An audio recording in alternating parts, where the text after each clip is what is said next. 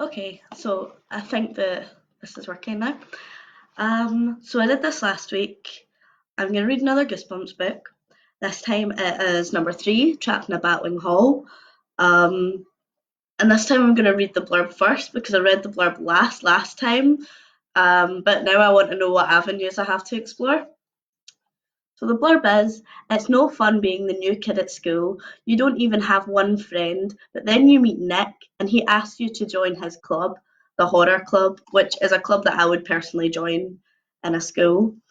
The Horror Club meets in a spooky old house called Batwing Hall, a house where strange things can happen while you find yourself chased by green-skinned monsters, dodging deadly tarantulas, or turning into a furry-faced vampire bat. The choice is yours in this scary Goosebumps adventure, packed with over 20 super spooky endings. Okay, awesome. There were lots of bats in the last one that I did as well. So, there's a good theme here. This town stinks. It's Friday afternoon, the end of your first week at your new school. Your family just moved to this town last month. And so far, no one at school has even tried to be your friend. Rude. Day after day, you sit in class waiting for someone to talk to you, waiting and staring at all the strange faces around you. How can you possibly go the year without any friends, you wonder? You're cool. You know you are. You had tons of friends at your old school. You trudge home slowly. All you have to look forward to is a boring weekend of watching TV with your parents and your bratty little brother. Then something hits the back of your jacket. You whirl around, a pebble drops on the ground, you glance up and notice a brown haired boy about your own age. Hi, he calls out, I'm Nick. Hi, you reply and introduce yourself. We're in the same class at school, Nick says. That's funny, you think. You don't remember seeing him there, but you smile anyway. You're happy someone is finally talking to you. I live there, Nick tells you. He points to a 2-story green house on the next block. You gaze back at him, shocked. But you can't live there, you exclaim. There's no way. What do you mean I can't live there? Nick asks, laughing. I know my own house. I live next door, you tell him. You point to the red brick house next to the green one. The greenhouse has been empty all month. There haven't been any lights on, no cars in the driveway. I was on holiday with my family. We got back last night, Nick says. What do you think of school? Okay, I guess, you reply. You're afraid to say any more. You never know. Maybe this kid Nick actually likes school. Okay, I guess, you reply. Can you believe how much homework our teacher gave us this weekend? Nick complains. He kicks a stone down the street as you walk. All the kids who had Mr. McCormick last year says he's really tough and mean, total monster. You agree. The next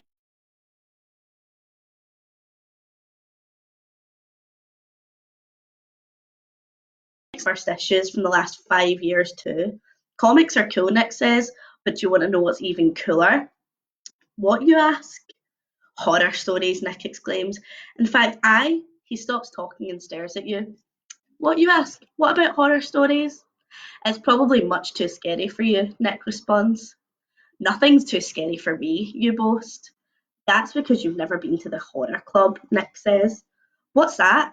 Nick grins. It's a club I belong to. You've got to be really brave to be a member. When we meet, we tell spooky stories, real scary. Cool, you respond. I love scary movies. Can I join? If you can handle it, Nick says. We meet every Friday night at the Batwing Hall. That's a deserted house at the end of our street. It was old Professor Kropnik's house.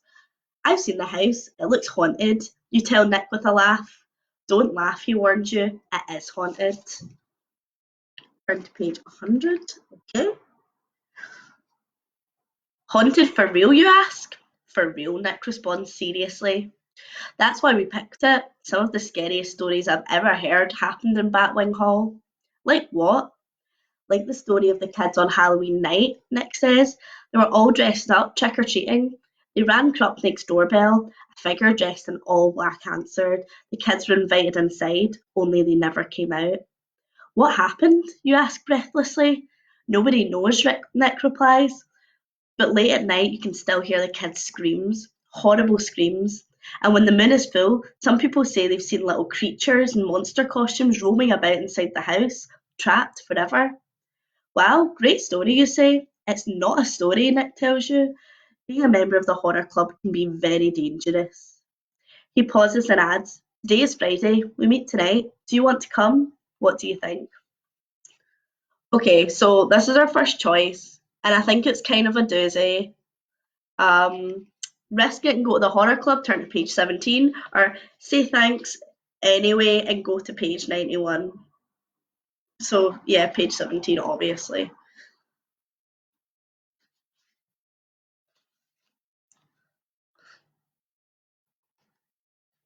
The horror club sounds great, you tell Nick. Count me in. I'll meet you in front of your house at 9 o'clock tonight, Nick says. You agree and say goodbye. Then you rush into your kitchen to tell your parents. Tell them you've been invited to a club. Tell them you've made a friend. They're so happy for you. Of course, you don't tell them that the meeting is in a deserted, boarded up clubhouse. At 9 o'clock, you join Nick under the elm tree in front of your garden. A skinny, fidgety girl with messy, long dark hair wakes with Nick. This is Debbie, she tells you. She's a member of the club too. Hi, Debbie says. You can barely see her face under all the thick hair, and she always seems to be squirming about. You wonder what's the matter with this strange girl. You follow your new friends up the hill to the end of the long dark street. The further you go, the fewer houses there are. At the end of the road, all the streetlights are out. The sky is pitch black. If it weren't for Nick's torch, you'd probably trip over your own feet. There it is, Nick says, pointing. Batwing Hall. Turn to page 96. Okay. A huge dark shadow looms at the end of the street. It's the mansion. You stop walking and gaze up at it. Nick shines his old torch on at the house on the hill. Batwing Hall is a two-storey old-fashioned house. All the windows that aren't boarded up are broken, loose tiles flat from the roof, paint peels from the weathered sides of the house. It looks as if no one has lived here for hundreds of years. You climb up to the sagging porch with Nick and Debbie. Tall, overgrown trees and bushes cast eerie shadows across the deserted lawn. "Isn't this place awesome?" Debbie whispers to you. "Really cool," you agree. "This house has been empty for 2 years," Nick tells you, "ever since crazy old Professor Krupnik died." "No one will buy it because it's haunted," Debbie explains. You notice she's chewing nervously at the ends of her long hair. Yuck. "The front door was boarded up until we figured out how to prise it open," Debbie says. You point to the large wooden door. "Let's go." You take a step forward. "Stop," Nick shouts. "Get down, now." If you do as Nick says, hurry to page 19. If you ignore him and head for the door, go to page 85. Okay, I think that we should probably do as Nick says because he seems to know things, and I don't want to hurry for the house and get sniped, which might happen. So 19, I guess.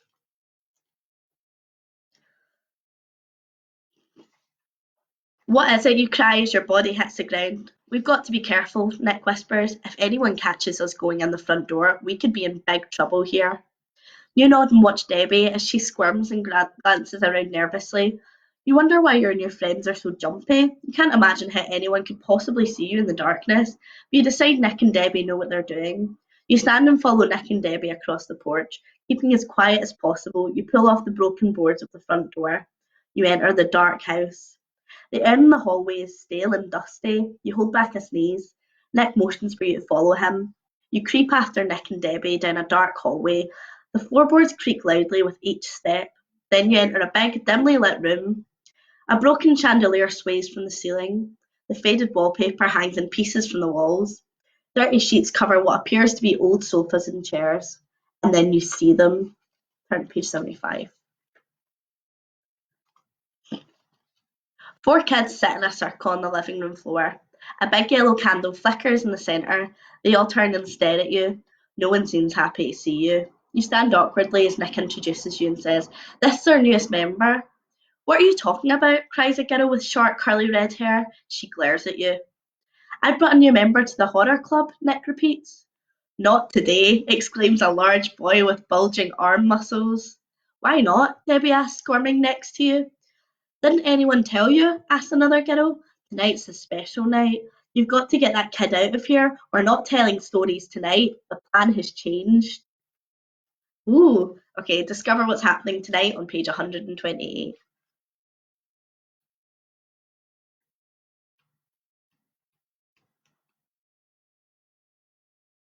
Nick and Debbie quietly leave your side and huddle together with the other kids. You can hear them arguing about you. Then one of the voices rises above the others. But today is game day. You know what that means? I don't. You suddenly call out. You're sick of standing there. You want to know what's going on. It works. All six kids stop arguing. The girl with the red hair steps towards you. I'm Marcy, she tells you. There are no stories tonight. We're playing games instead. But new members can't play. It's the rules. Can you break these rules just this once, you ask? These aren't ordinary games, warns the boy with really large muscles, really preoccupied on those muscles. These games are scary, real scary. The scarier the better, you announce bravely. This starts another argument. Some kids want you to stay and play, others want you to leave. Debbie hurries over to your side. Through her mane of dark hair, she whispers, go home now. At the moment, Marcy announces, it's decided, you can stay and play games with us. Right, you say, ignoring Debbie. What are we playing? Learn about games on page 66. I'm going to take a drink. There's no drinking game or anything. I just really wanted that. Okay, this game is called The Hunt, Marcy tells you. I'm captain of blue team, Nick is captain of the red team. You watch as Nick picks Debbie and a skinny boy named Connor to be on his team. Connor has short bristly hair and a very strange smell. As Connor walks by, you decide he smells as if he's been lying in a rubbish bin. God, not cool. For Team Blue, Marcy chooses a beautiful girl with long blonde hair and green eyes. Her name is Lara. She smiles shyly at you. Marcy also picks the boy with the muscles. I am Martin, the kid says, pounding you on the back. God, what a bro move. Welcome to the horror club. He laughs and flexes his muscles at you. You step back. Martin's arm is bigger than your whole body.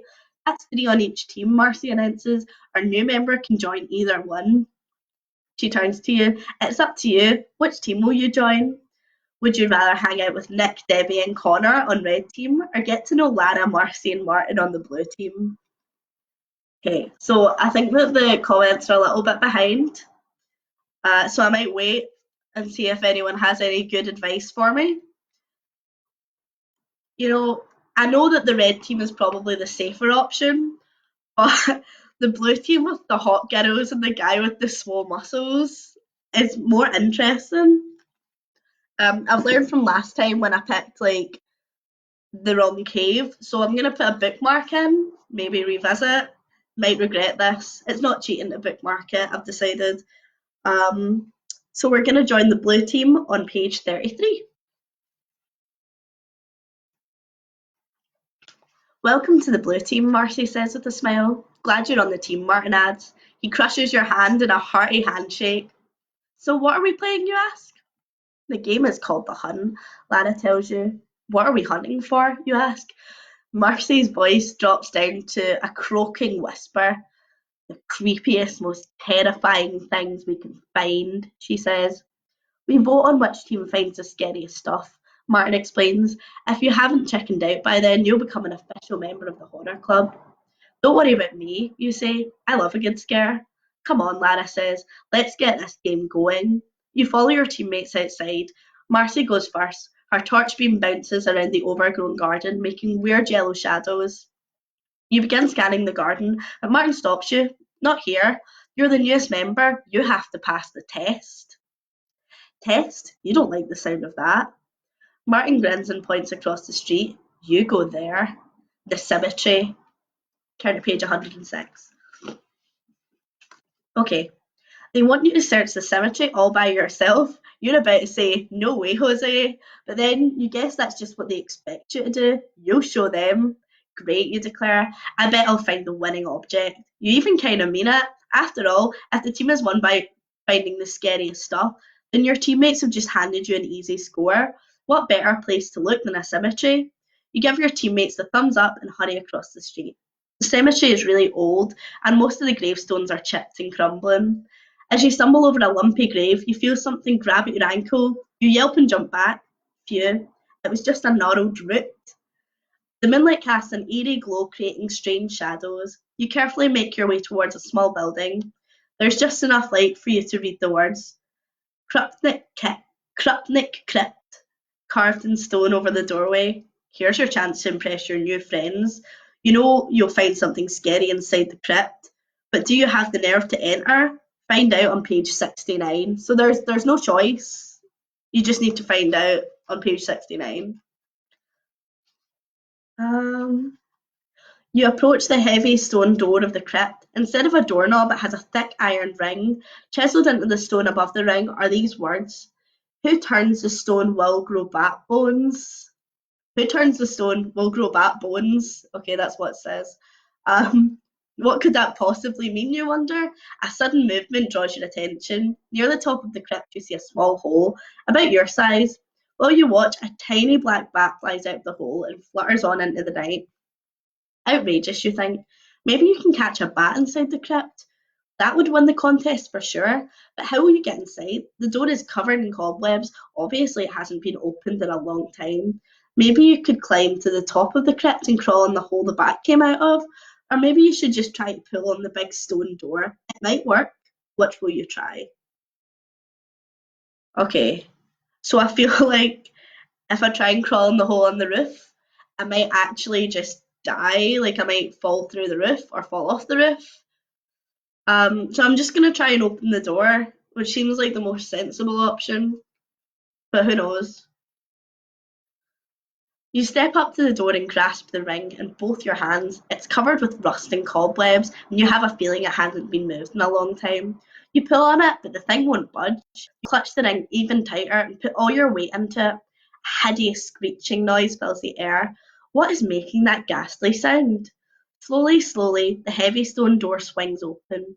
Holding your breath, you tiptoe inside. You see a large casket sitting on the stone platform in the middle of the dark room. For a moment you can't move. You stare at the casket and think, there's a dead person in there. A dead person? Yikes. Something just grabbed at your hair. You brush it away and gasp. A bat flutters off into the darkness, its fangs glinting in the moonlight. Maybe catching a bat isn't such a great idea, you decide. You quickly search the tomb for scary stuff to bring back to your teammates, but you find nothing except dust and cobwebs. With a final glance, you leave the tomb to rejoice your friends. There's only one problem. You can't see them anywhere. You're all alone. Turn to page 93. Yeah, 93.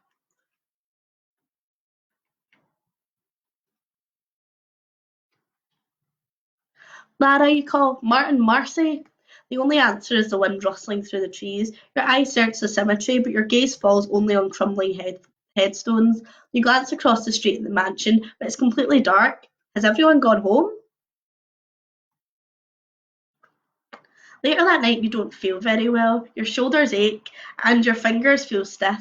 Maybe you're becoming ill. You hope not. You don't want to miss soccer practice. You climb into bed and drift into a troubled sleep. When you awaken a few hours later, it's still dark and you feel even worse. Maybe a drink of water would make you feel better. As you get up, you notice your hands seem to be very stiff. You glance down and see something dark between all your fingers. It must be the shadows in the room, you think. Your feet don't seem to be working very well, but somehow you make your way up to the bathroom. You reach to flip the light on, but the light switch isn't where it's supposed to be. Instead, it's 3 feet above you, and the bathroom mirror is even higher. What's going on? Hurry to page 124. Okay, I think I know what's going on.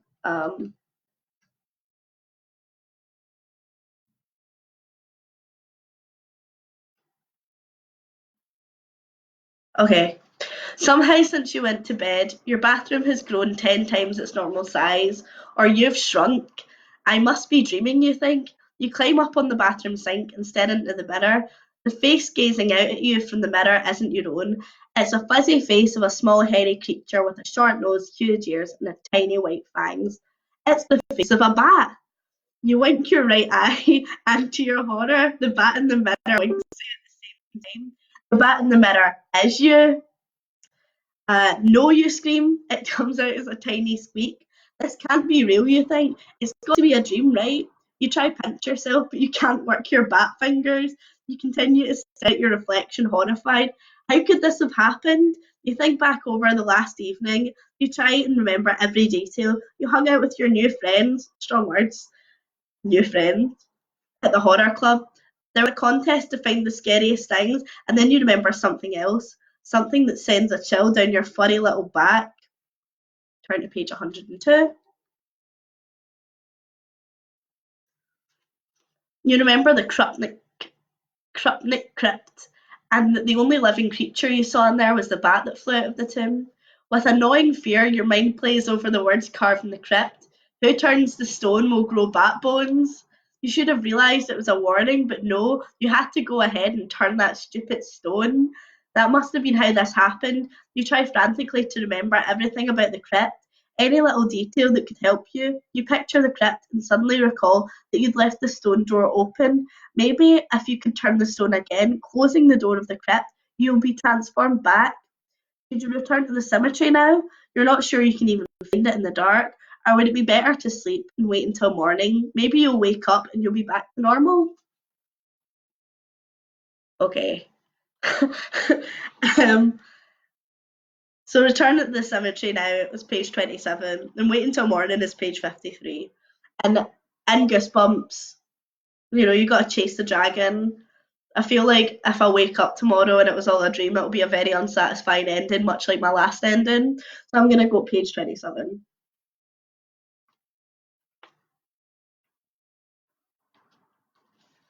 You decide to return to the cemetery tonight. You can't stand being a bat another second. With a last shuddering look at your new bat self, you climb down from the sink. Then you crawl up to the wall in the window ledge. From your new shorter bat's eye view, the garden below looks very far away, even though you're only on the second floor. Though you've got wings, might as well try and use them. You're a little nervous about your lack of flight experience, but you've got no choice. You try flapping your wings, and the next thing you know, you're lifting up, out into the dark night air. The wind rushes beneath your wings, and you soar higher and higher. You sneak a peek down at the garden far below. Big mistake. For just a moment, you're so scared you forget to flap your wings. Instantly, you begin to plummet to the ground. Frantically, you begin flapping again and manage to level out. Flying isn't as easy as it looks, you realise. You try to turn to the right and find yourself upside down instead. Then you bump into the side of a tree. After some practice, you begin to get the hang of flying. Unfortunately, you made so many twists and turns while you were learning, you have no idea where you are. What now? Go to page 31. Okay. Well, there's no sign of your back garden, and you don't recognise any of the houses. And where is the crypt? You don't have a clue. To make things worse, your bat eyes don't see well enough to help you figure out where you are. I was kind of wondering if the whole blindness thing was gonna play a part. But your ears are a different matter. You are working so hard learning to fly that you didn't pay attention to your bat hearing. You notice now, it's excellent. In fact, it's so good you can really concentrate. You can get a clear picture of the things around you making sound right now. Off to the right, you hear a big moth flapping its wings. The flapping sounds like soft clapping. Somehow the sound gives you a complete image of the moth below you. The loud humming Below you, the loud humming of a mosquito sounds like a jet taking off. This is pretty cool. Now your super sharp ears hear something more familiar, something that might help you figure out where you are. You turn towards the sound. You see a man and a woman walking a small dog in the early morning darkness. If you ask the couple for help, turn to page 54. Or if you decide to fly off on your own, soar to page 70. Okay, so do I ask the couple for help, page 54?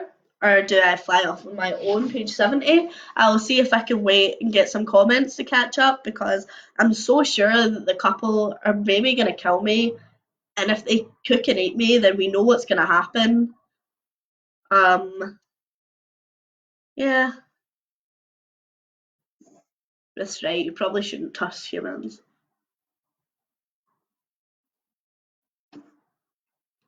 Social distance. Okay, I'll fly off on my own then,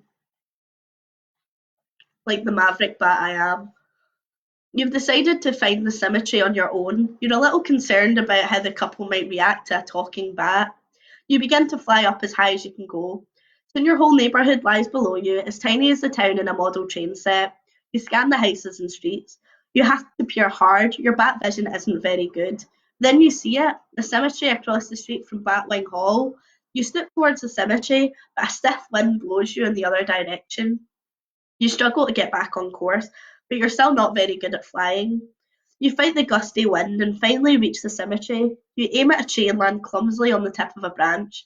You notice that the sky is beginning to grow light. You've been out all night.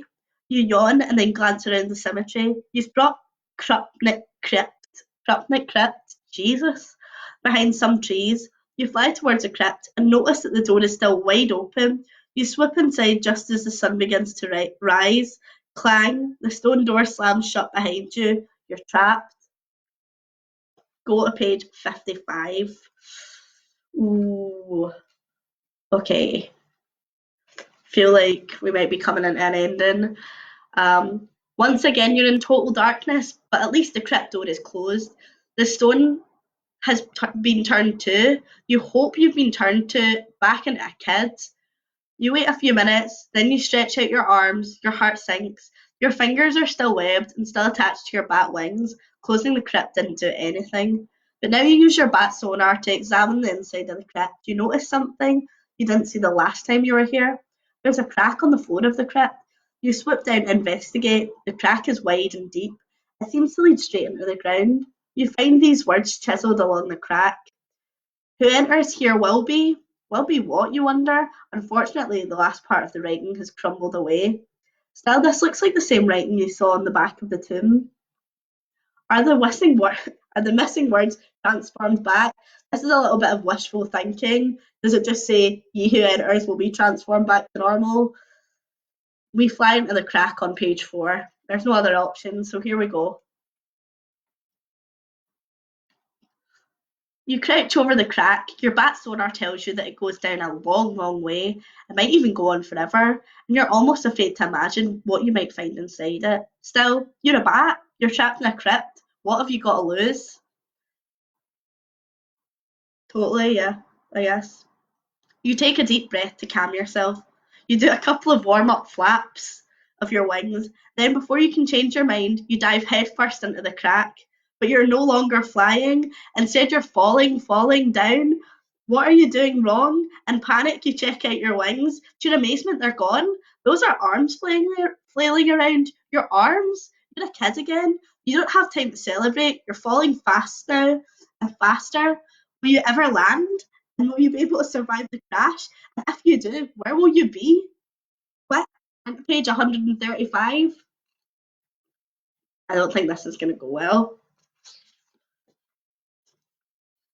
You have to break your fall. You reach out, your arms drag your fingers along the walls of the crevice. It slows you down a bit, then the light begins to change so you don't have to fight so hard on your descent. By the time you reach the bottom, you're almost floating. You gently land on a bed of moss. You scan your surroundings. You seem to be in a swamp full of strange, twisted trees and flitting insects. The smell of decay overwhelms you. A mournful cry fills the air. You're overcome by a feeling of dread. You want to get out of this creepy place, quick. You run along the riverbank, hoping it'll lead you somewhere, but before you've gone, you come to a broken sign pointing in two directions. One part of the sign points across the river to the crypt. The other part points to the path. It's so old and withered that it has no words left to go on. Which way should you go? Follow the path on page 87 or cross the river to page 59? Okay, so I'll wait and see if anyone has a suggestion. So I'll read that again. Part of the sign points across the river to the crypt. The other part points to a path, but it's so old and withered you don't know where it goes. So crossing a river, I would think the river Styx. It might just take us to the underworld. It might be hell. That's the kind of vibe I'm getting. Following the path, I'm getting a kind of like yellow brick road. Could be cute. What are we thinking? Ford the Clyde. I feel the path is safer. Take me to the river. Path. Okay. So 2 for path, 1 very passionate for river. Okay, let's do the path. 87. I'm keeping my finger on that page though because I need to know.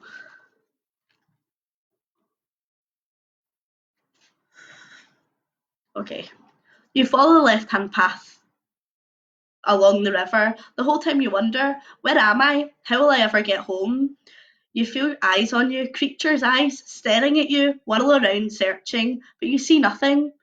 You hear a sound you can't ignore. Footsteps, heavy, heavy footsteps, the footsteps of something very big. A very, very close thump, thump, thump. You freeze, the footsteps stop. You glance behind you, but all you can see is swirling mist. Maybe it was nothing. You start up again, but so do the steps. Thump, thump, thump. They're getting closer. You don't dare look back. You try to run, but your feet sink into the marshy ground. The thing is, almost right behind you, and then just ahead you spot a cave. You can hide in there. You you race to the cave. A sign beside it says Monster Library. You have no idea what a monster library is, but you don't care. Anything would be better than this swamp with a thing following you. You duck inside. Oh no, the thing behind you runs in too. Race to page 119. So I'm enjoying the fact that monster libraries exist. That sounds dope. Okay. A bony hand grabs your shoulder. You turn to face the thing that's got you and let out a scream. An 8 foot tall monster is clutching your shoulder, a monster with 2 hideous heads. One head is blue with a yellow eye in the middle of its forehead. The other head is red and has huge 6-inch fangs. They're both staring at you. You pull away from the horrible creature. Does it know staring is rude? Where do you think you're going? The blue head rumbles. The monster library, you gasp. You must have a card to enter, the redhead snaps. Sorry, I didn't know, you tell it. Besides, I'm just trying to get home. Where is that? The redhead demands. I came here from Krupnik Crypt, you reply. The Krupnik Crypt, the bluehead cries. Then you're in worse trouble than you think. What could be worse than being trapped by a 2-headed monster? Find out on page 77. I can't believe I don't have a library card on me personally. I really like that episode of Arthur where they sing that song about library cards. Okay. What do you mean, you demand? All I want to do is to return to the crypt. There's only one way back there, the bluehead says, and it's extremely dangerous, the red adds. The bluehead nods in agreement. We can tell you how to get there safely. On one condition, the bluehead says. Come with us on a tour of the library. No one has visited since our librarian was eaten by the swamp thing. Aw. You don't seem to have a choice. You follow the monsters into the library. At first, it looks like an ordinary library filled with bookshelves. Then you glance at the books. They're all about monsters. Okay, well, what did you expect, honestly? You see the titles Frankenstein, Godzilla, Dracula. You notice a monster cookbook, a monster travel book, and monster encyclopedias. The best books are in our next room, the redhead sneers. Our favourite stories are in there. You've stopped listening. In the corner of the room, you've spotted a door labelled To the Crypt. Could it be a way out? If you make a run for the crypt, hurry to page 35. If you decide to wait out, stay and wait for the monster to help, go to page 134. Okay, I really do. I think these monsters, they might not be sound, but I kind of want to see their help. I'm kind of vibing with asking them for help and sticking around for the rest of the tour, because when else does this happen, right? So I'll put it to the floor again. If you run for the crypt, hurry to page 35. If you decide to stay and wait for the monster's help, 134.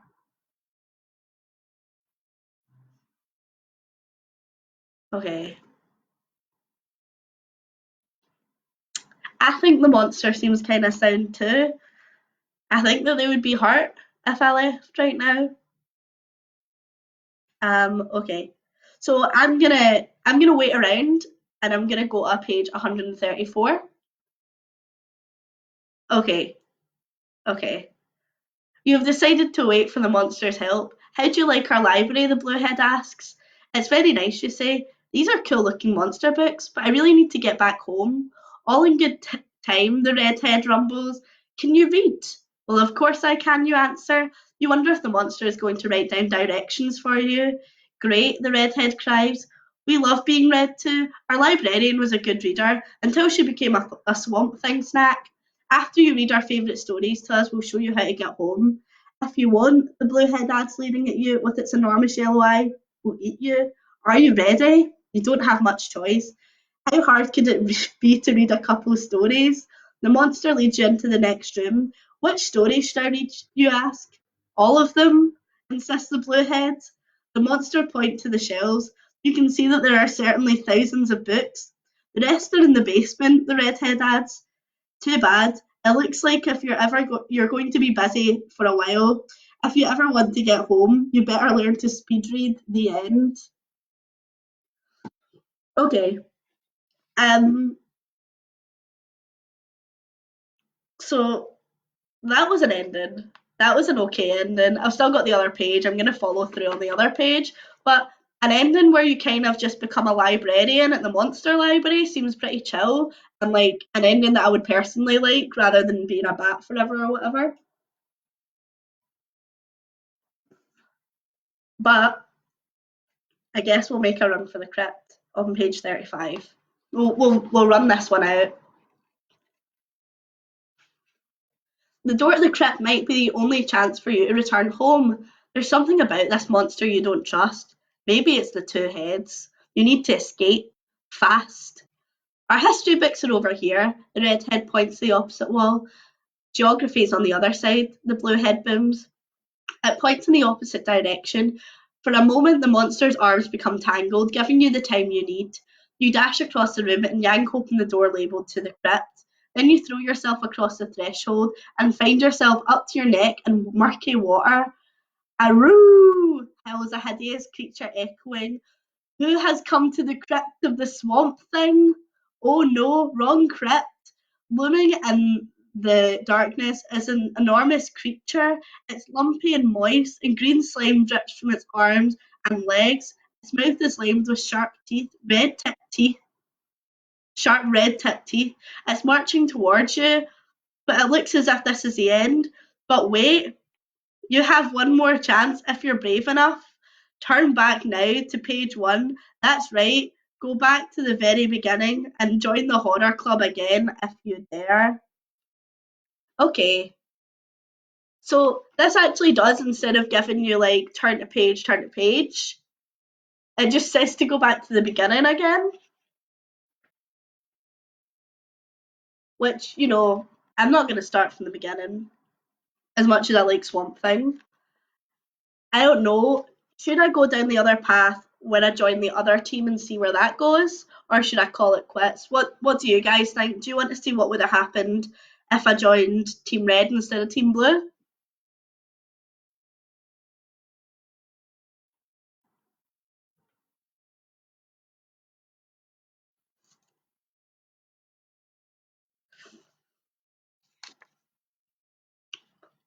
Okay, so Ruth's saying that I should go back and try joining the other team. Which, yeah, I think I will. I think I'll go and join the other team. Why not? So we'll go with the team of the girl who seems to be made of a bag of worms, our pal Nick who got us into this mess, and Connor, the guy that smells like bins. So yeah, page 88, let's go. I'm feeling positive, I'm feeling good. I choose red team, you announce. Fine, Marcy says. Red team will stay in the house for games, blue team will go outside. See you later.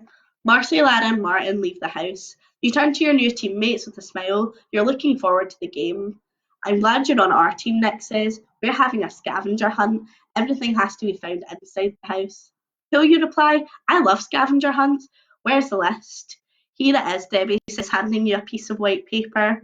You read the list of items out loud. Horror Club scavenger hunt. One human bone, three hairs from a werewolf, a straw from a witch's broom, and a piece from a mummy's bandage. Go to page 79. That seems doable. That seems fine. You read the list again, then you start to laugh. These guys really take this horror club stuff seriously, you think. Still laughing, you point to the list and say, "Great joke, very funny." "Why are you laughing?" Connor demands. "This list, it's a riot," you reply. You wonder why no one else has even cracked a smile. "It's not a joke," Nick insists. "That's the list for our scavenger hunt." "Give me a break," you say. "You expect me to believe in that? Where would I find those things?" "In this house," Debbie replies matter of factly. "Yeah, right," you scoff. "I'm supposed to believe that there are werewolves, witches, and mummies?" "It's true," Connor says. "Do you want me to prove it?" Nick asks with an evil grin. A very evil grin. What is Nick up to? Turn to page 47. What is Nick up to? Christ. "Okay," you say. "Go ahead." "You asked for it," Nick says. He glances at Debbie and Connor. They nod with excitement. "What's going on?" you wonder. Nick brings his hands up to his cheeks. He hooks his thumb under his chin and rips his face off. Oh, Jesus. Um, this is good. This is exciting. You gasp. The head of a green-skinned reptile monster stares at you. From the top of Nick's body, slimy scales cover his face and begin to spread down his arms and hands. No, no, no, Nick, you choke out. The monster grins at you with the 6-inch long fangs. Its beady yellow eyes gaze at you hungrily. You turn to Debbie and Connor and scream. They are peeling their faces off too. You gape in horror at Debbie, her skin now purple, covered with hideous oozing warts. Her eyes have turned completely white and seem to bulge out of her head. And her hair, it's wriggling with enormous black tarantulas. Now you know the truth. These kids are the monsters. What's next? Go to page 114. I love that they didn't pull any punches with that. They were like, yep, reptile monster. Should have seen it coming. He turns sprint for the front door, but the entrance is blocked by Connor. He grabs your shoulder and you nervously stare up at him. Connor has turned into a 7 foot tall giant with one red eye in the middle of his forehead, and the stench coming off his body is unbearable. "Where are you going?" he growls. I need to go home," you mumble. You duck under Connor's massive arm and lunge for the doorknob. Miss. The monster that used to be Nick beats you to it. Nick locks the door and says, "Not so fast. It's time for the scavenger hunt." Scavenger hunt? There's no way you're sticking around to play a game with monsters. Unless this is all a joke. Hey, that's it, you think. It's all a joke. They must be wearing monster costumes. No, you think again. They can't be wearing costumes. They look too real. Quick, make up your mind. If you're sure it's all a joke, turn to page 13. If you believe the monsters are real, go to page 71. Okay, I'm gonna go to page 71. Fuck it. I do believe that lizard monsters run the country, so it's feasible in Goosebumps. You stare at Nick, Debbie, and Connor's gruesome faces. There's no question. They're monsters. Real monsters. "Let me get out of here," you cry. Nick blocks the door. You spot a window in the living room. You take a deep breath and race for it. You're fast. You always win the 50-metre sprint at school, but against 3 monsters, you're not fast enough. Debbie easily beats you to the window. The tarantulas scurry through her spiderwebby hair as she cackles. There's no way out. "Please let me go home," you plead. "I won't tell anyone your secret. Just let me go." "No way," Nick cries as he enters the living room with Connor. "There is no escape from the horror club." "Well," Debbie says, "that's not exactly true. There is one way out." You gaze around the room, searching frantically for an exit. The 3 monsters circle you. You don't see any way past them. "Where is it?" you ask. "How do I get out?" Nick glares at Debbie. "Your only hope," Debbie says, ignoring Nick, "is to play the game." Ooh. Turn to page 48. Sorry, I got a bit caught up. I was thinking about Triple H's Titantron there. "What game?" you ask Debbie, your voice trembling. "The scavenger hunt," she declares. "If you can find all 4 items on the list before midnight," Nick adds, "we'll let you go. If you fail, you're trapped here with us forever and turned into a monster. Not much of a choice, huh?" You shake your knees shake as you review the scavenger hunt list in your mind.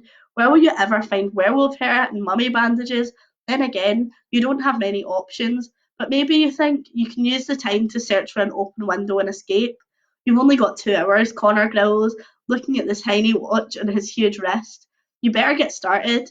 You can begin here on the main floor or go upstairs, Nick tells you, his reptile tongue darting in and out of his mouth. It's your choice. Okay, so stay on the main floor is page 11, or try your luck upstairs is page 111. So what do you guys think? I think page 111 is probably going to be the funner one, because there's opportunities to dart out of like windows upstairs and tuck and roll.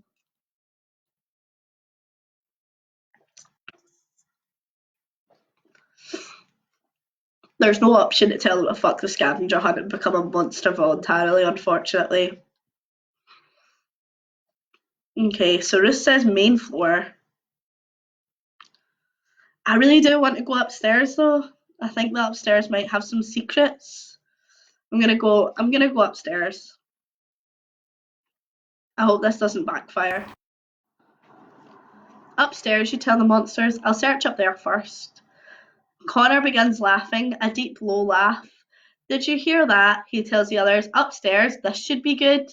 Have you made the wrong choice, you wonder? It doesn't matter, you have to do something. You cross your fingers that there may be a way to escape upstairs, a way out of this house of horrors. You head towards the main staircase in the front hall. There's no electricity in the old mansion. Your shadow flickers in the spooky light of kerosene lanterns.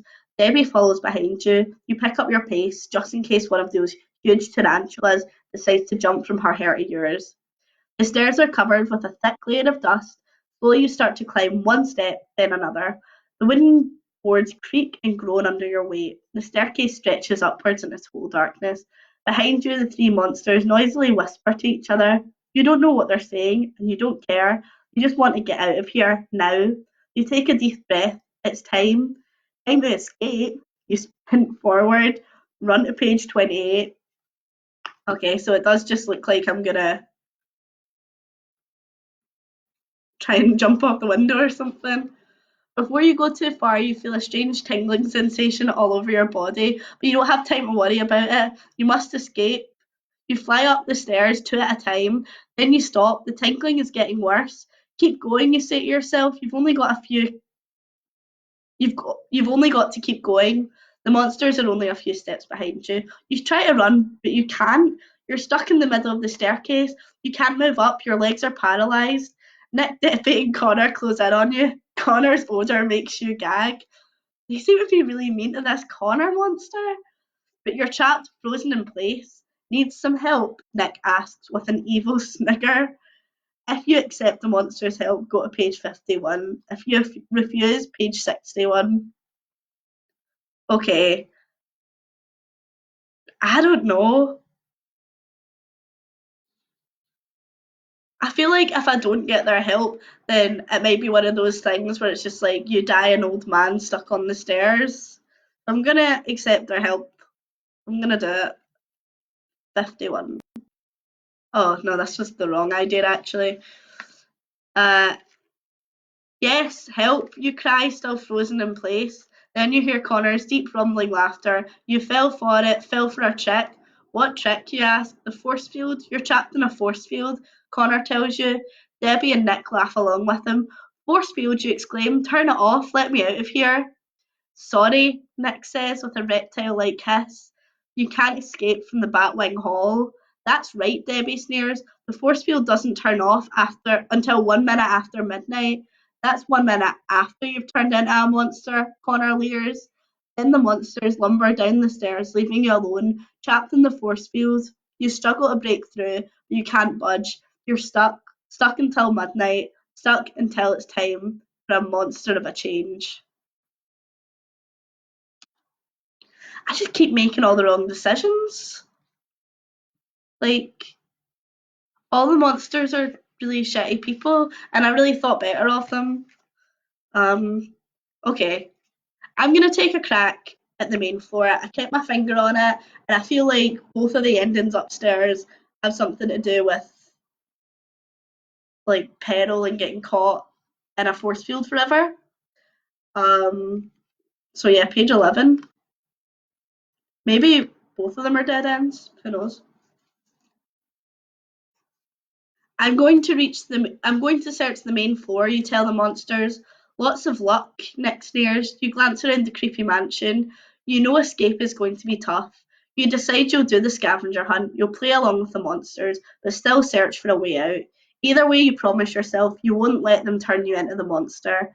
You search the living room first. A curtain of cobwebs dangles from the ceiling. You have to part them to search the room.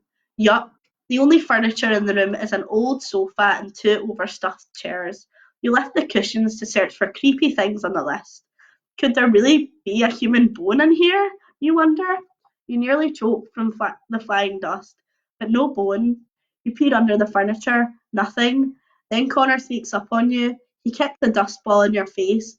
Clock is ticking, he booms.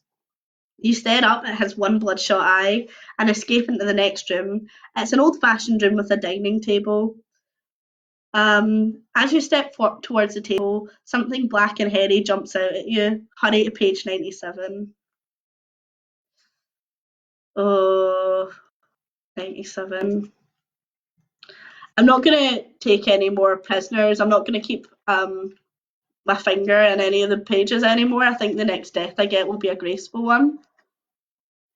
Um, It's a huge black rat. It scurries across your trainers. You jump back and scream. You can hear the rat's sharp claws scratch across floorboards as it disappears into the living room. You wonder what other vile creatures are crawling around this old house. You decide to head to the kitchen. Clomp, clomp, clomp. You can hear Nick, Debbie, and Connor following you.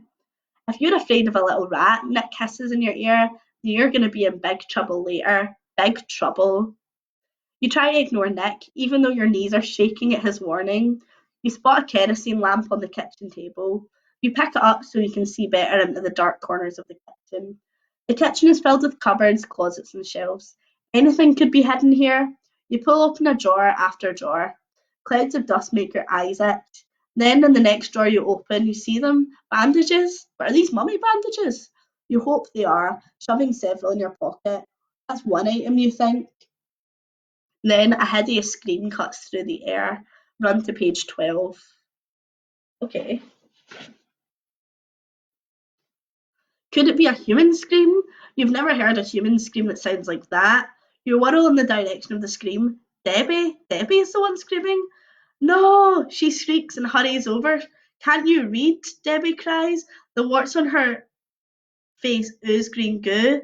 That is not what you want. These aren't mummy bandages. Debbie snatches the bandages from your pockets and tosses them on the floor. Don't waste time, she cries.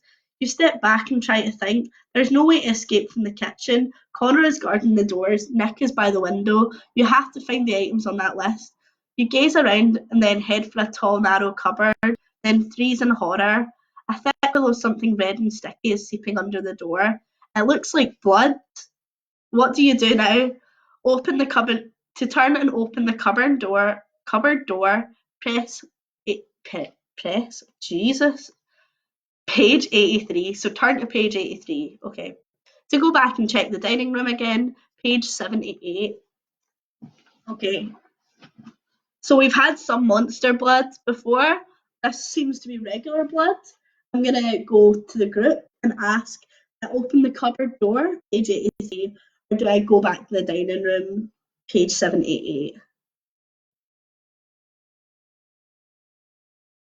I'm leaning towards opening the blood door. That's just what I'm thinking just now. Um, yeah, I'm gonna go to the blood door, page 83. Fingers crossed. Your heart thuds, you approach the cupboard door. The pool of blood grows larger on the floor.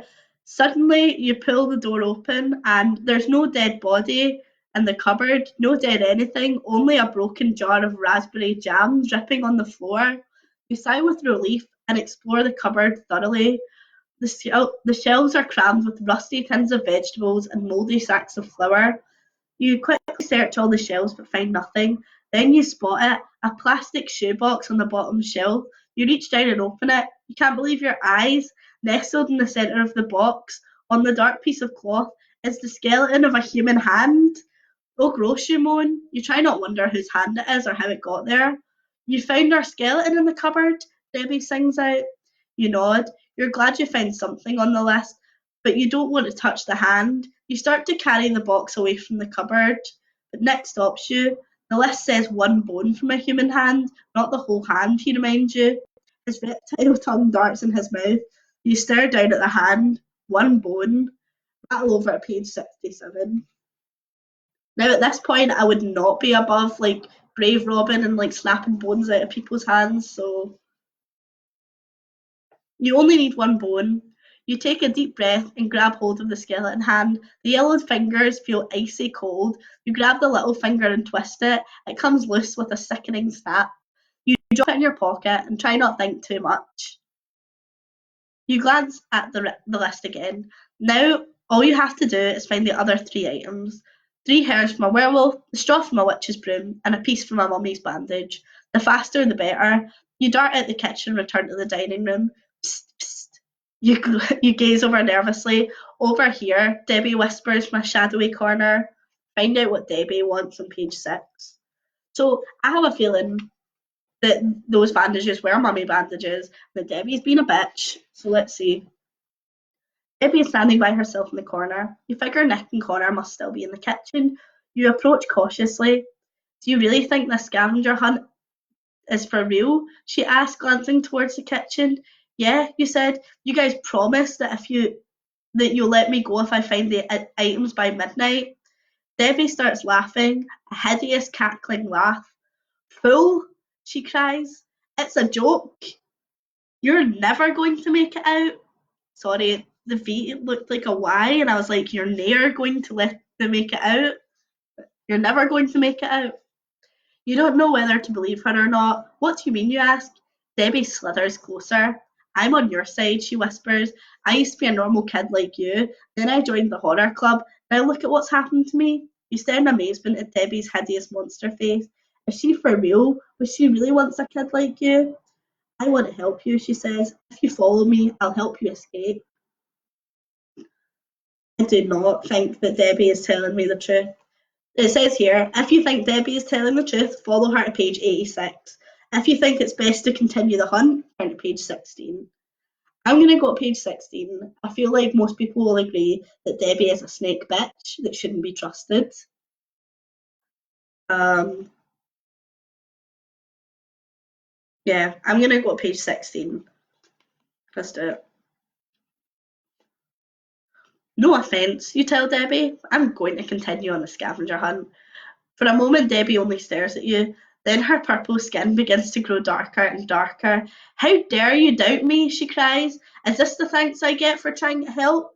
She raises her arms, and now you see she has very long, very sharp claws. She lunges for you. You leap back, something decides, trying to decide what direction to run when something goes splat right on your neck. Oh, Jesus.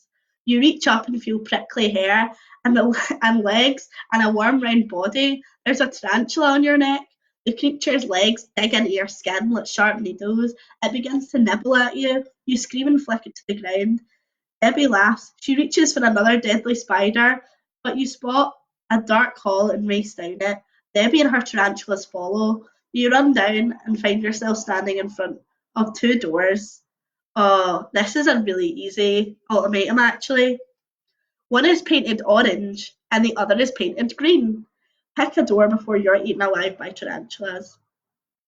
Now, I think that we all know that this is a real question that R.L. Stine is trying to put towards us.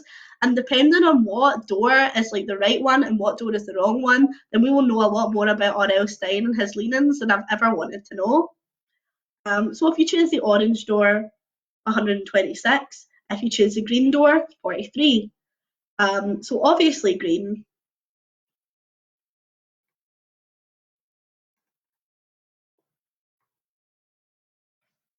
Okay. Yeah, orange wasn't an option.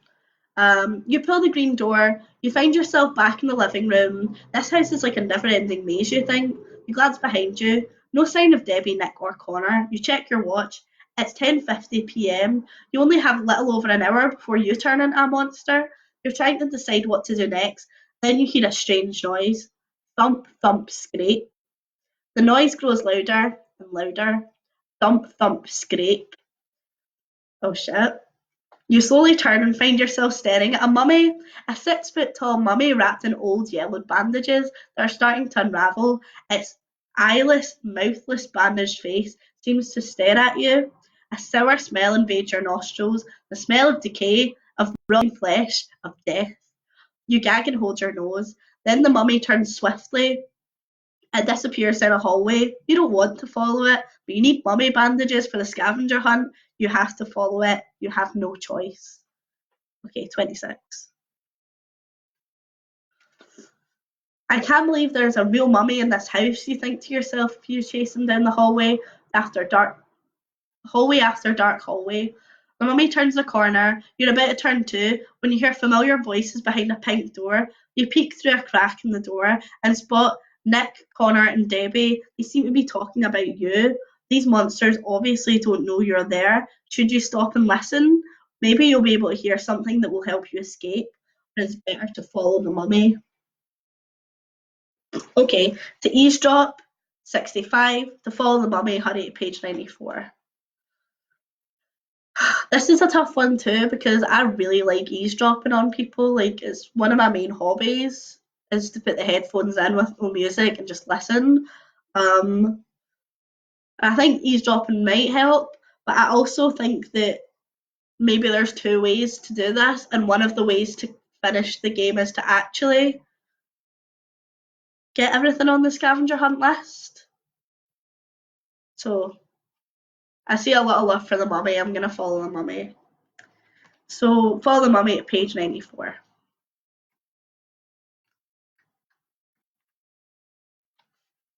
You hurry down the hall after the mummy. There's not much time. You still need 3 more items for the scavenger hunt. There doesn't seem to be any other way to get out of Batwing Hall. As you continue, the putrid smell grows stronger, and at the end of the hall, you see a beautiful golden case. And leaning against the wall beside it is the mummy. The mummy's head rests on the case. Strange snorting noises come from under its bandages. With a start, you realise the noises are snores. The mummy is asleep. You know that the piece of mummy bandage is on the list, but what's the best way to get one? You spot some torn pieces of bandage inside the mummy case. Should you take a piece from there, or should you try pull a strip off the sleeping mummy? Either way, you'd better hurry. It's less than an hour till midnight. Okay.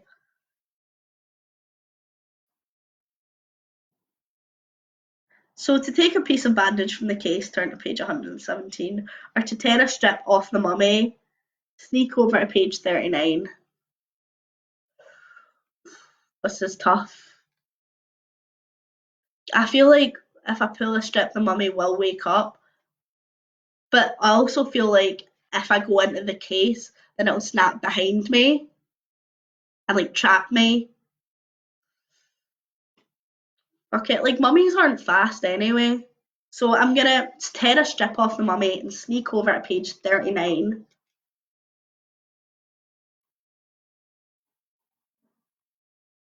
Ah, oh, fuck. You hold your breath and approach the sleeping mummy. What will happen if you wake it? You move carefully, inch by inch. You reach your hand out towards the mummy. Snorf! You jump back as the mummy lets out a disgusting snore. You pause, then reach out. This time you manage to grab a small piece of the bandage that is dangling from its left arm. This is pure stressful, man. Quickly you pull, the bandage rips free. The mummy didn't even move. What a sleeper. You have 2 of the 4 items on the list, the human bone and the mummy's bandage. Now you only need a straw from the witch's broom and 3 hairs from a werewolf, but time is ticking. I've searched the downstairs pretty well, you think to yourself, so other items must be up the stairs. You spot a narrow circular staircase behind the mummy's case. Up, up, up. Around and around you go.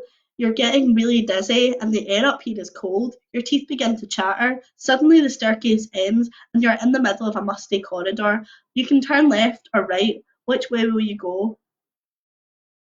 Okay, so this is not actually a choice. This is one of those bullshit no choices. If you're wearing a sweater or sweatshirt, turn to the right. Otherwise, head to the left.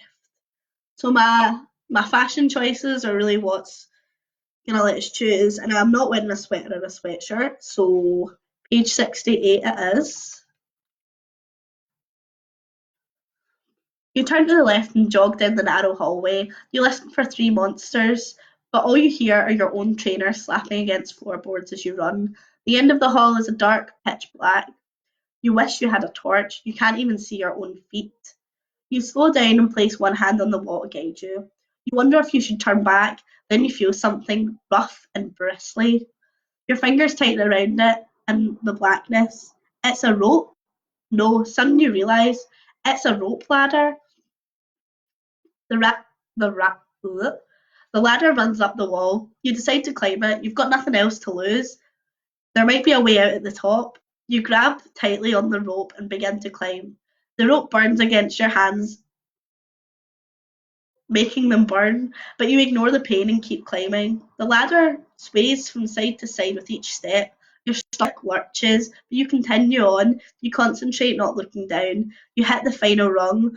You reach a hand on the ceiling and feel a sliding door. Open the door on page 131. And see me falling off a roof. You slide open the door and lift yourself up into a moonlit room with a slanted ceiling, old furniture, and chunks of clothes strewn everywhere. Crouching, you make your way over to a little window. You peer out and sigh. You're 3 stories up. You must be in the attic, you realise. There's no way you can jump out of that window. You'll never make the ground alive. You shuffle back across the floor, trying to think of a plan as you poke around in the junk and spot a tall, clear box at the far end of the attic. There appears to be something black in it, and leaning against it is a broom. Could that be a witch's broom? Um, the one on the scavenger hunt list? You hurry over to investigate. Help me, a shrill voice cries as you reach the broom. The voice is coming from the box. There's a woman trapped inside. Her face is lined with deep wrinkles. Her long knotted grey hair flows over a black dress. Wow, you gasp. The woman stares at you. Her green eyes seem to pierce through your flesh. At last she wails, I've been waiting 200 years for you. Turn to page 107. And also, I could have sworn the moonlight was also a hint to this being the werewolf room, but I guess it's the witch room. And we're going to page 107. What, you cry? I've been imprisoned in this magic box for 2 centuries, the witch goes on. All this time I've waited for someone to set me free. Really, you say doubtfully? This sounds a lot like the fairy tales your mum used to read you when you were 5 years old. Please help me, the woman pleads. You glance at your watch, and then over at the broom. I'd like to help you, you say, but I have to find a straw for my witch's broom really fast, otherwise I'll turn into a monster. Well, I'm a witch, the woman tells you, and I have a broom. Help me and I'll help you. If you're a witch, can't you say a spell to escape? You ask. Wido, by the way, actual Wido. Don't you think I've already tried that? The witch spits back. It didn't work. Your gaze travels from the witch to the broom and back to your watch. Only 15 minutes until midnight. What do you do?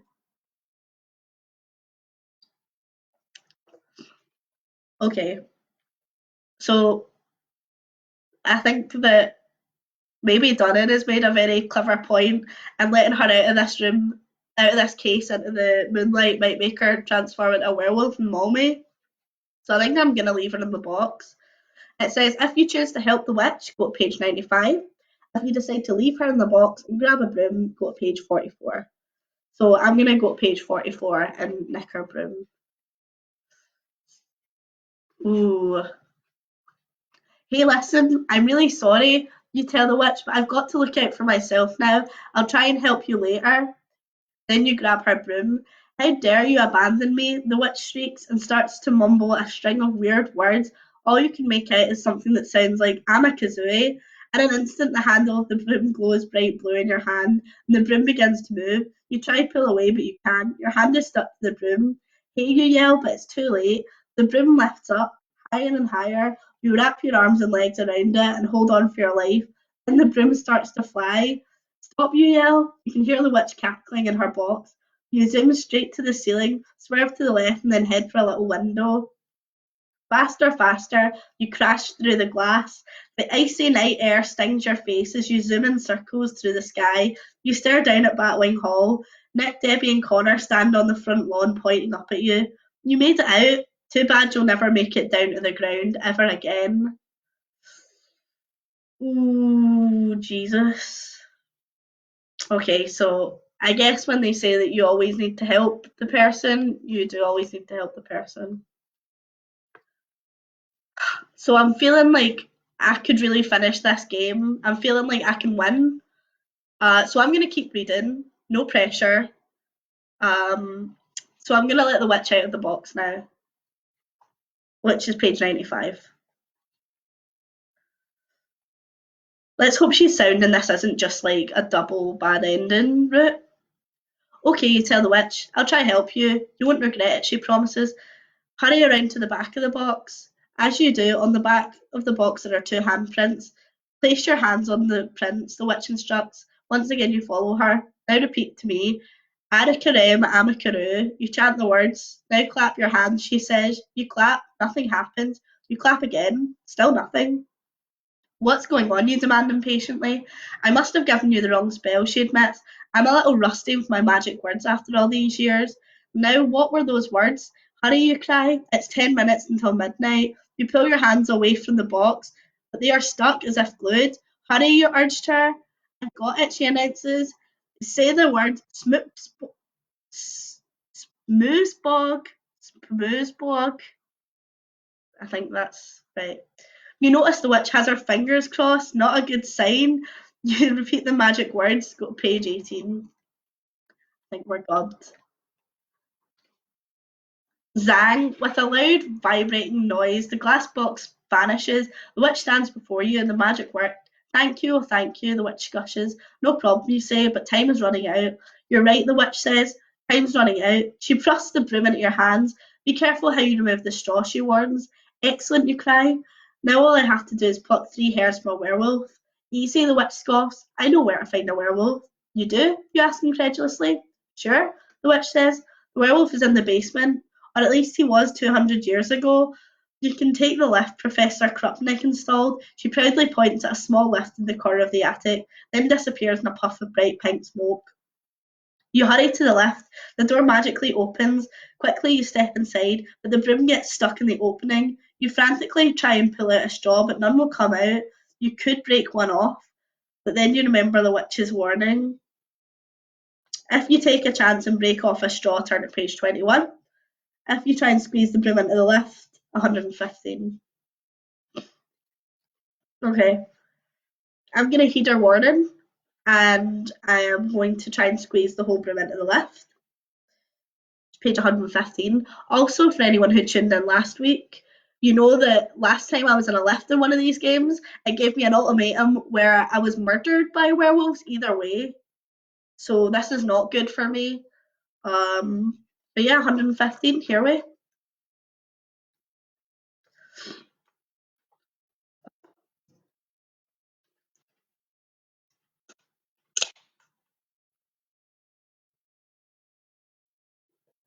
Okay, I need that. You decide not to risk breaking off straw. You stand in front of the tiny lift with the broom. You scratch your head. The broom is definitely too tall and the lift door is too short. How would you possibly make this broom fit? Time is ticking away. You only have one choice. You turn the broom diagonally to try and wedge it through the door. It works. This isn't really a big choice. You just turn the broom diagonally and you understand space. You quickly jump into the lift yourself. The floor drops out from beneath your feet. The broom tumbles down the lift shaft. You grab for the railing on the wall. There's nothing between you and the basement but air. You hang on, gripping tightly. Your knuckles turn white. What will you do now? There's no way you can crawl back out. And if you let go, you'll plunge to your death. Help, you cry out, help. But no one will help you. Your fingers start to slip and you grip to the railing more tightly. One finger falls away, then another. Quick, turn to page 49. You're hanging onto the lift railing by one hand now. You start to say your prayers when you hear a strange whooshing sound. A bright glow fills the dark air shaft. You glance down. It's the witch's broom glowing, floating up through the air. You bellow with joy. Next thing you know, the magic broom sweeps underneath you. Without thinking, you throw your arms around the broom handle and you're off. With a loud whoosh, the broom flies you down to the basement. What a ride! You leap off the broom to solid ground. You're safe, you think, and then you hear snarling. You spin around and spot a furnace belching bright yellow flames. Next to it sits a huge cage with a pacing, snarling werewolf inside. Go to page 129. So, okay, we're doing pretty well.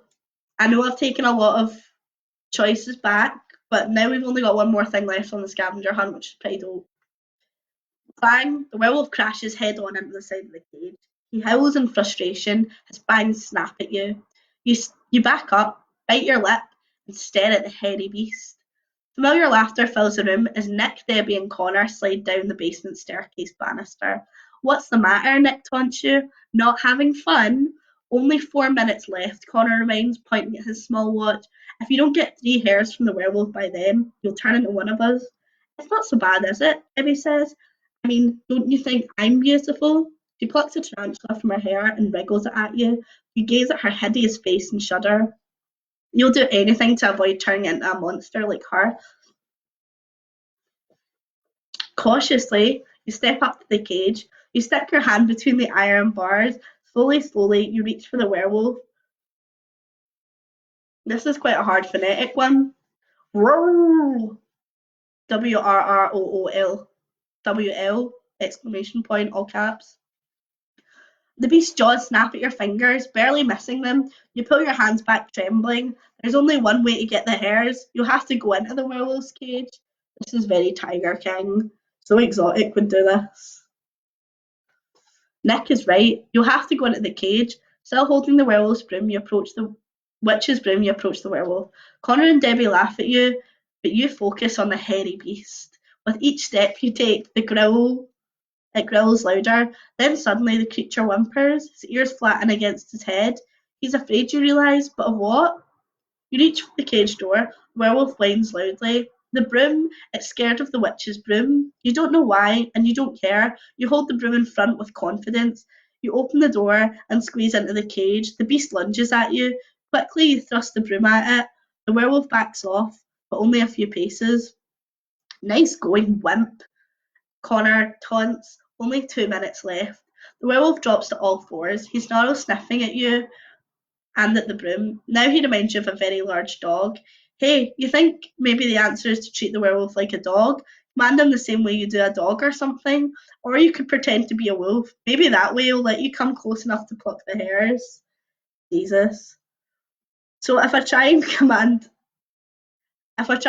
him like a dog, it's page 122.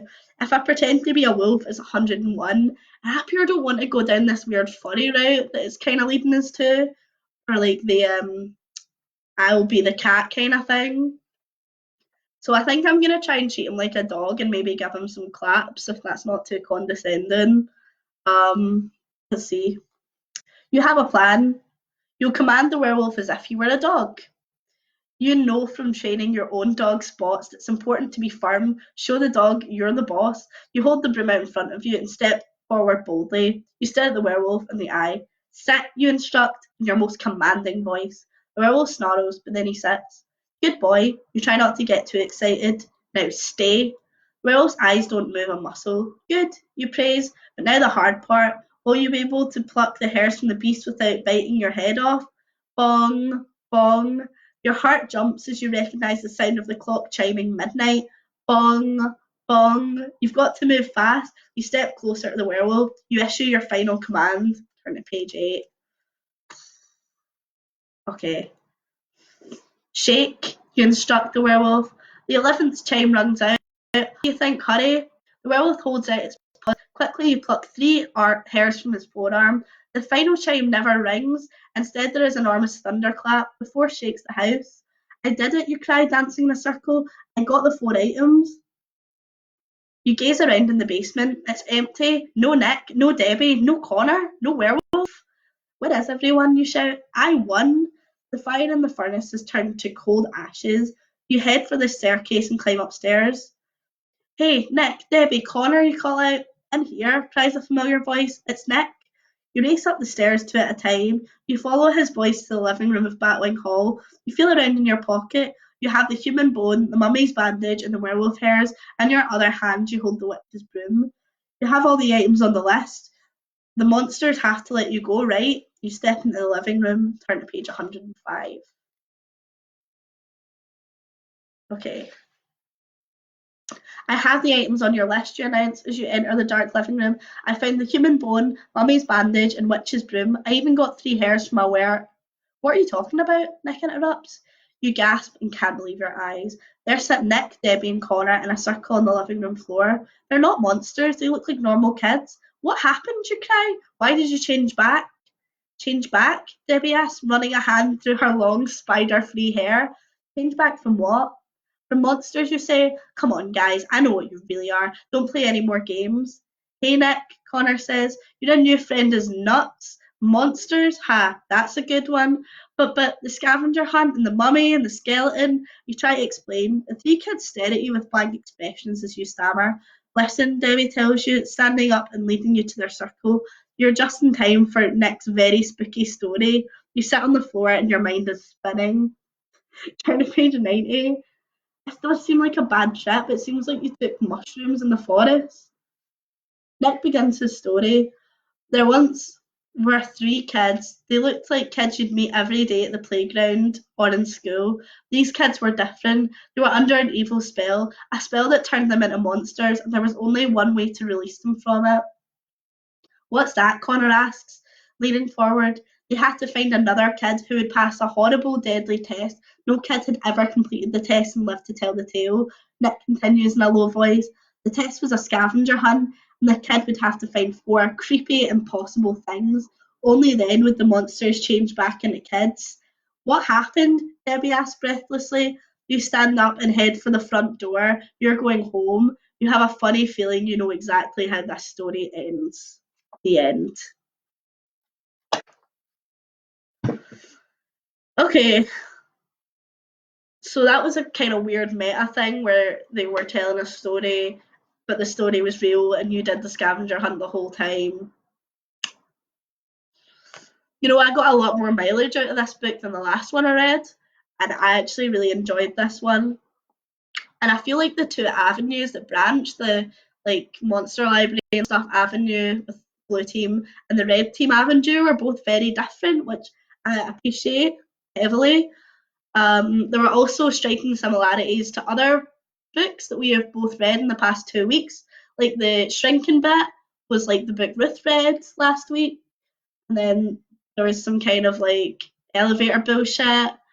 But yeah, I had a lot of fun. I really liked reading these books. I had a fucking really chill time, and we got to the end, and I finished the scavenger hunt with some help. I feel like I would have done it faster if I'd actually listened to people more, which is my fault.